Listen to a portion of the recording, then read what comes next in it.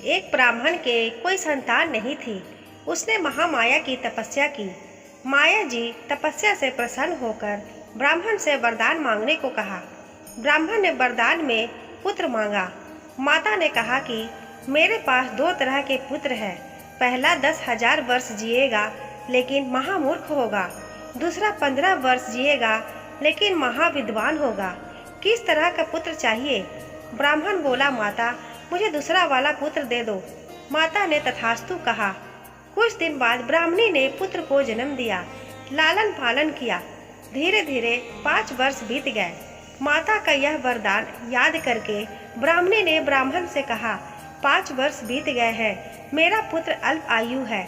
जिन आँखों ने लाल को बढ़ते हुए देखा है, जिन आँखों में लाल की छवि बसी है अर्थात प्रेम है, वह आंखें लाल की मृत्यु कैसे देख पाएगी? कुछ भी करके मेरे लाल को बचा लो। ब्राह्मण ने अपने पुत्र को विद्या ग्रहण करने के लिए काशी भेज दिया। दिन रात दोनों पुत्र के वियोग में दुखी रहने लगे। धीरे धीरे समय बीता। पुत्र के मृत्यु का समय निकट आया। काशी के एक सेठ ने अपनी पुत्री के साथ उस ब्राह्मण पुत्र का विवाह कर दिया। पति पत्नी के मिलन की रात उसकी मृत्यु की रात थी।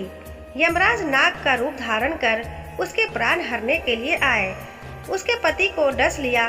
पत्नी ने नाग को पकड़ के कमंडल में बंद कर दिया। तब तक उसके पति की मृत्यु हो गई। पत्नी महामाया की बहुत बड़ी भक्त थी। वह अपने पति को जीवित करने के लिए माँ की आराधना करने लगी। आराधना करते करते 1 माह बीत गया। पत्नी के सतीत्व के आगे सृष्टि में त्राही त्राही मच गई। यमराज कमंडल में बंद थे। यमलोक की सारी गतिविधियां रुक गई। देवों ने माता से अनुरोध किया और कहा, हे माता, हम लोगों ने यमराज को छुड़ाने की बहुत कोशिश की लेकिन छुड़ा नहीं पाए। हे जगदम्बा, अब तू ही यमराज को छुड़ा सकती है। माता जगदम्बा प्रकट हुई और बोली, हे बेटी, जिस नाग को तूने कमंडल में बंद किया है वह स्वयं यमराज है। उनके बिना यमलोक के सारे कार्य रुक गए हैं। हे पुत्री, यमराज को आजाद कर दे।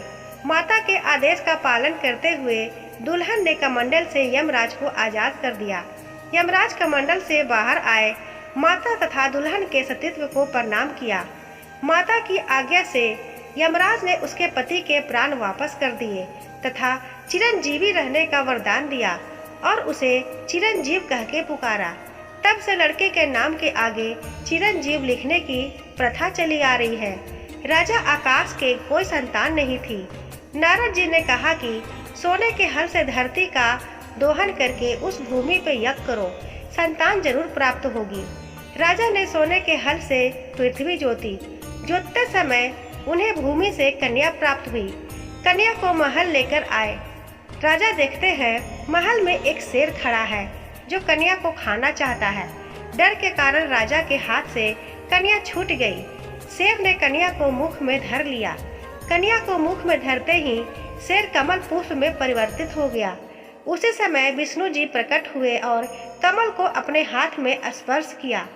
स्पर्श करते ही कमल पुष्प उसी समय यमराज बनकर प्रकट हुआ और वो कन्या 25 वर्ष की युवती हो गई। राजा ने उस कन्या का विवाह विष्णु जी से कर दिया।